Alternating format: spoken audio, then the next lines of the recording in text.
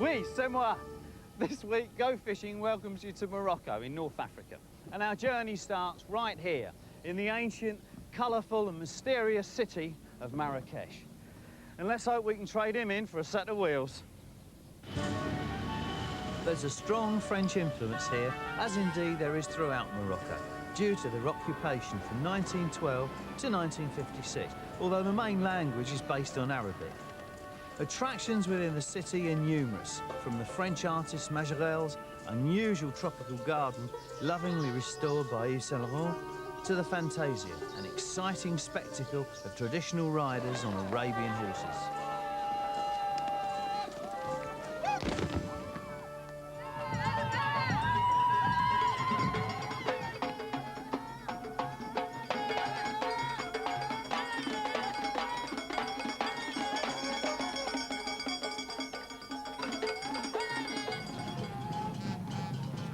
You can enjoy shopping in the maze of narrow streets in the old city and haggle over the price of just about anything. From ornate lamps and exotic herbs or spices to the most colourful of slippers. Or enjoy a cool beer on the top of the Renaissance building, which boasts a spectacular view over the city, and on a clear day the Atlas Mountains can actually be seen. One of the nicest ways of exploring Marrakech, however, is by horse-drawn carriage. But that's enough of the sightseeing. Let's talk about fishing. Actually, we could start way up in the mountains with rainbow trout or carp from the lakes. But I've chosen to fish for American black bass, which have been stocked into a huge reservoir, which is about 40 miles east of Marrakech.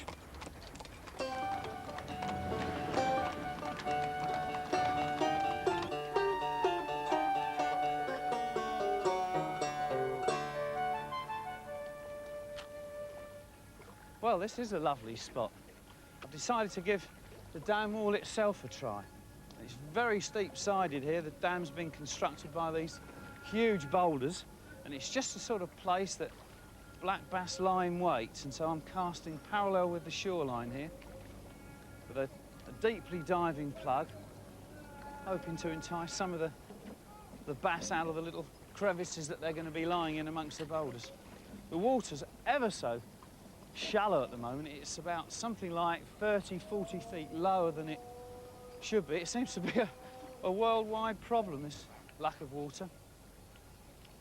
Over there you've got 3 of the outlets for the water. Of course, this is a dam that works turbines. I believe there's 4 large turbines here that provide electricity for all the surrounding villages in the foothills of the Atlas Mountains. And on the other side of this steep wall, even lower, there's another dam. It's a nice thing about dams, in addition to providing fresh water and for drinking and for irrigation, they also provide the fisherman with his sport, although not yet. Well, that's working lovely, that plug, going really... Oh, yes, we're... Oh, look at that. Oh, it's tiny.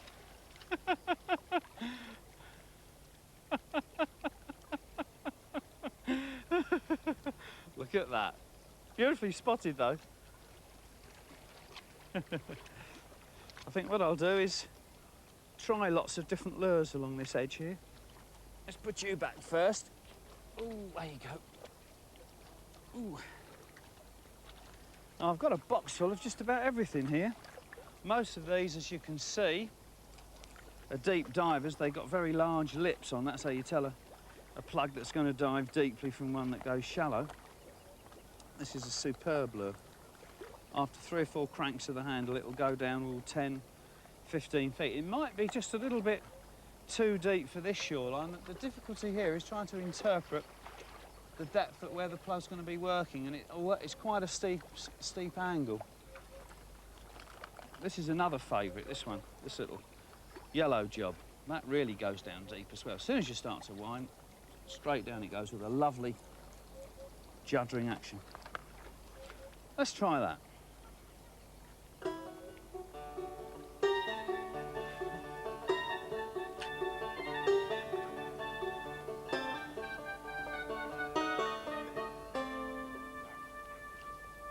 hello, we're in. Oh, this feels a better fish. Whoa! Oh, look at that. God, they don't half-jump these. Oh, he's... Oh, I thought that was much bigger than that.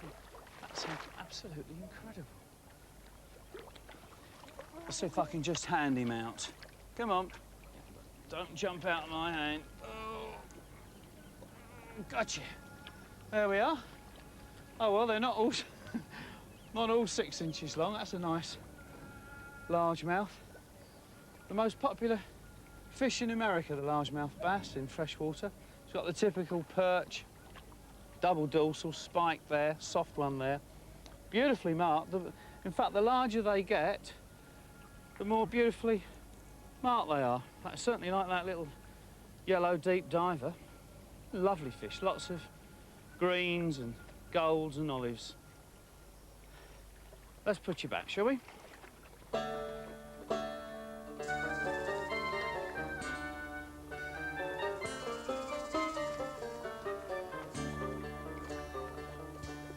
Unfortunately, I didn't catch any specimens, and I'm sure the smaller bass would have kept grabbing lures all day long.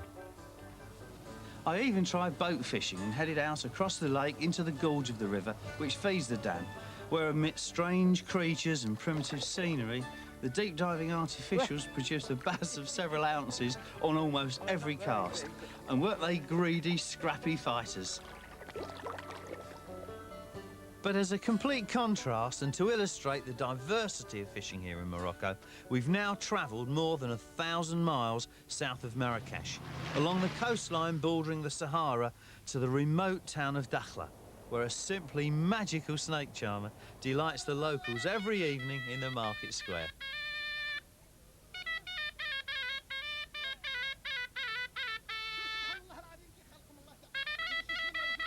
But the main reason for coming to Dakhla is its fabulous beach fishing, from May through to September, when in addition to numerous tropical oddities, there's a chance of coming to grips with the corbean, a sea bass that grows to over 50 pounds, plus rays and guitarfish. And the only way of reaching the best beaches, where the water shelves deeply away, just beyond the surf, is by Land Rover, literally across the most westerly edge of the Sahara Desert. A fascinating drive in itself, organised locally by Société and my 2 guides, Omar and Saeed.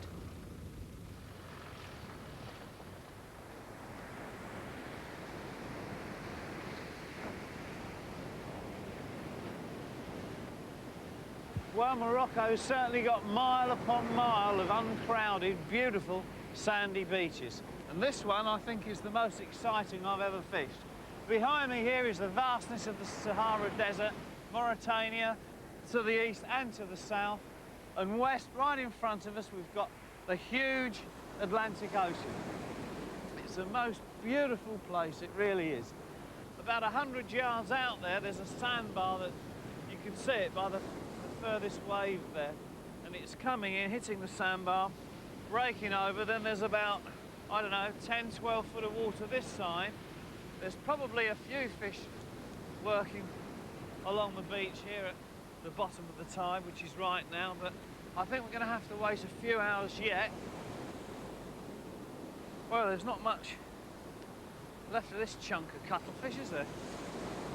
Let's put a new lot on. There we are. There's a cuttlefish. It's got tentacles just like a squid, and it's got a bone inside that anyone who keeps parrots and budgerigars, etc., will know only too well. The cuttlefish bone, you stick it in the wire work of the cage, and the parrots and budgies sharpen their beaks on it. But for me, I take all this middle section out, and it's really good bait, very much like a squid. And this I cut into chunks, like this. Now I use a 2-hook trace when I'm putting on squid and cuttlefish.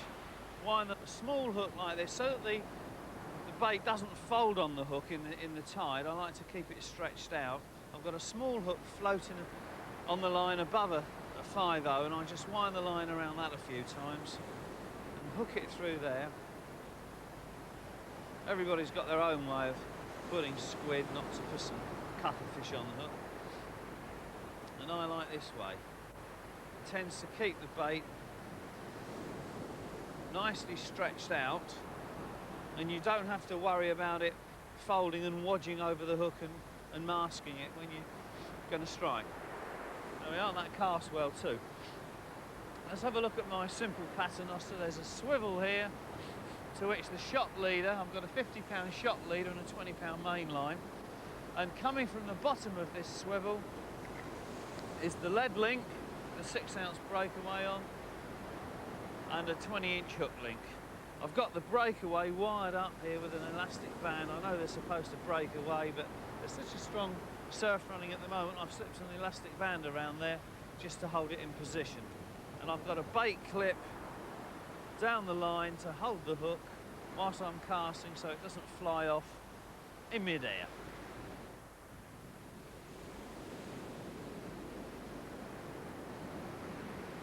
Now the tide's running a very strong right to left here, so before I cast I need to walk 50, 60 yards up the beach, whack it out as close as I can just beyond the sandbank, or if it's not such a good cast this side of it, and then go back to the rod rest, let a belly of line out so that it doesn't wash it in. It's exactly the same as freshwater fishing in a river really. If you try and keep a taut line in the sea, the strength of the water just brings it all in again very, very quickly. Now I don't want to get too wet whacking this out. Whoa, just wait for this wave, here we go.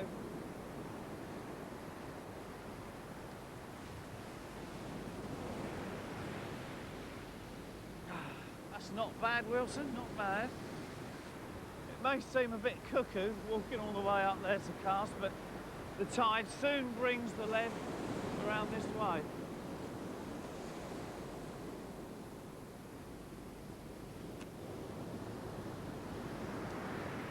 Now I've adjusted the clutch and put the ratchet on. You never know, something's just going to go away with the tackle, and I'm looking round, having a beer or something. I don't want to lose these rods.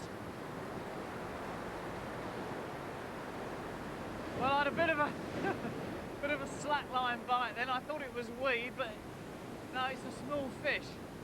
Can't be very big. It hasn't taken any line, and I'm just easing it up on the. Come on, up you come. This is the only way to do it. Bring it up on the waves. One more. Thank you very much.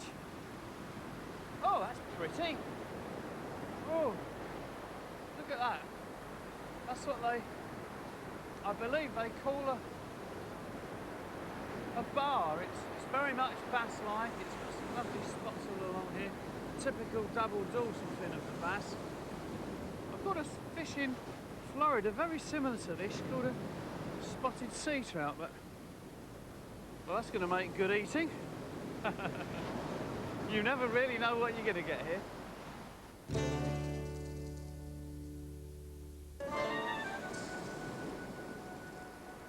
Fishing's not exactly easy here in southern Morocco on the edge of the Sahara, facing this incredibly strong wind coming straight off the Atlantic. And to stand any chance of something grabbing my cuttlefish bait, a really long cast into deeper water, way out beyond the sandbar, is imperative. Hello, here we go.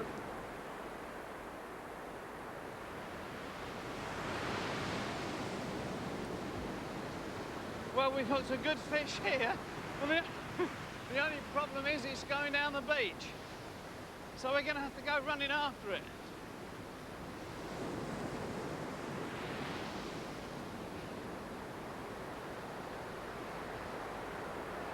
Whoa. Let's see if we can try and beach this on a wave. I can't see it yet. Oh, it feels very good indeed. Whoa, wow. This is keeping in the dip, very close to the beach there. Any minute now I'm going to try and beat it, but there it is, it's in the surf. No, it's not a corbean. Certainly not a corbean. It might well be a ray. No, I can't move it. I think it looks like a shovel-nose ray, but there's such a lot of surf running here. Come on. See, no, it won't come. It won't come. Yes, it's coming now. No.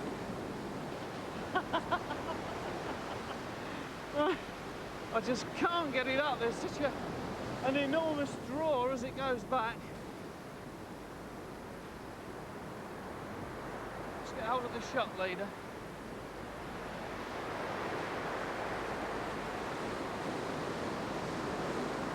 Yes, the shovel nose.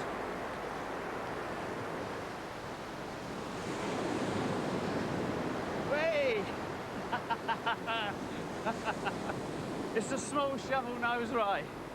Well, that was a good fight. I really wasn't ready for that. Let's have a closer look at him. Whoa! There we are. Let's have a close look at him. Whoa! There's his mouth. Look, he's got quite strong pads there. There's the hook.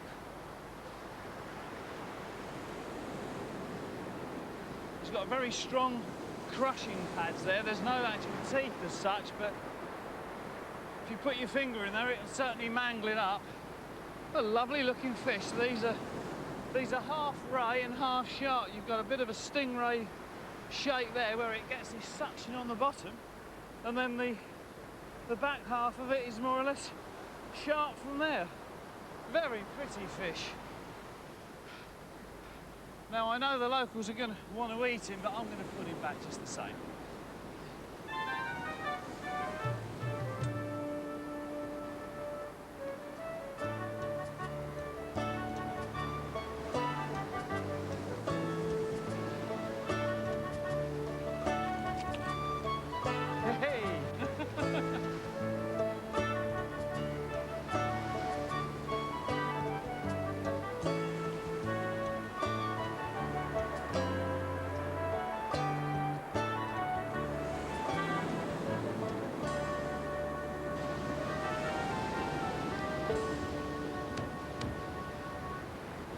Been on this about 25 minutes now, and fish gets just beyond the second or third break and then goes out again. Wonder what it is. I hope it's one of these big core beans. I'm dying to see one.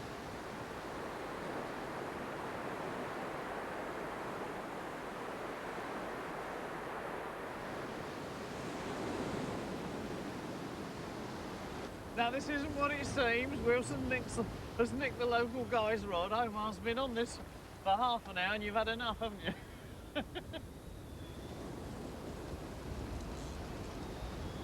It's very...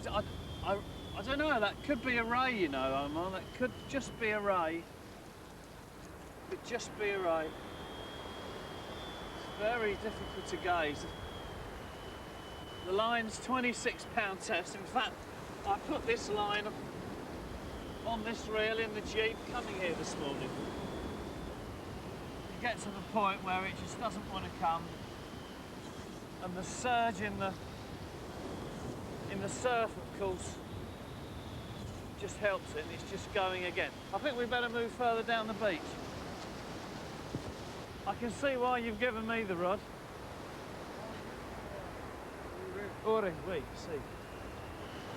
The Dragon Pastinaca. Oui, Pastinac. Atlantique.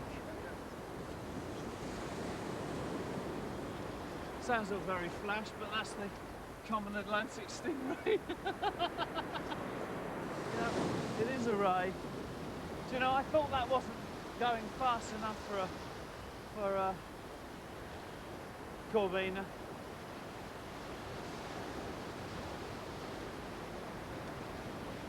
Here, Omar.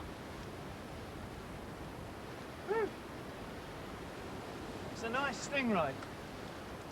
The difficulty now is getting it out.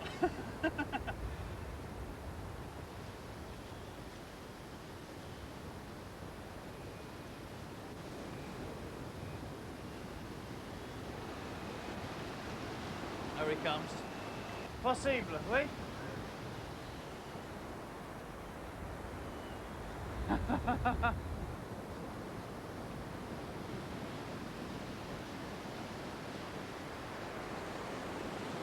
what we're going to try and do is bring it into this shallow bit of beach here. Then I can get hold of the end of its tail.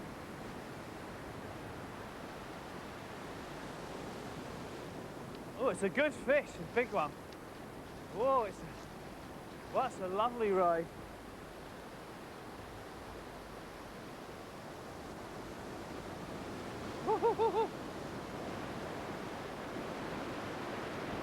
Wait.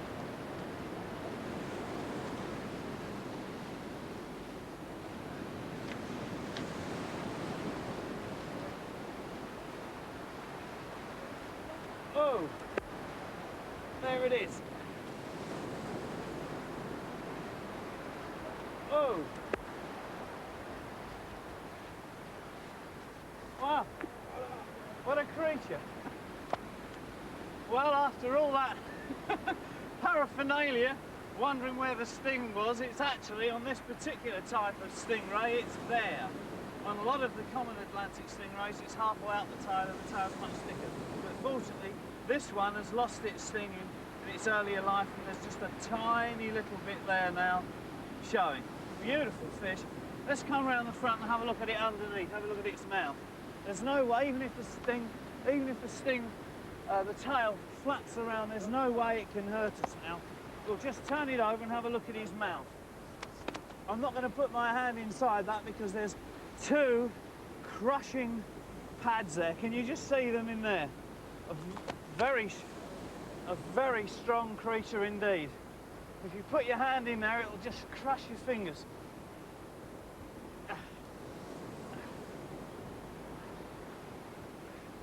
Take the hook out. There it is. Beautiful creature. The Spanish eat these by marinating the flesh in wine for a few days. But we're going to put this one back straight away. It's a funny looking creature there. It's almost human, isn't it? It's quite a heavy fish, probably about 60, 70 pounds, something like that. Oh, it's still got formidable. D'accord. Hey. Whoa, away she goes. Woo. Oh. Oh.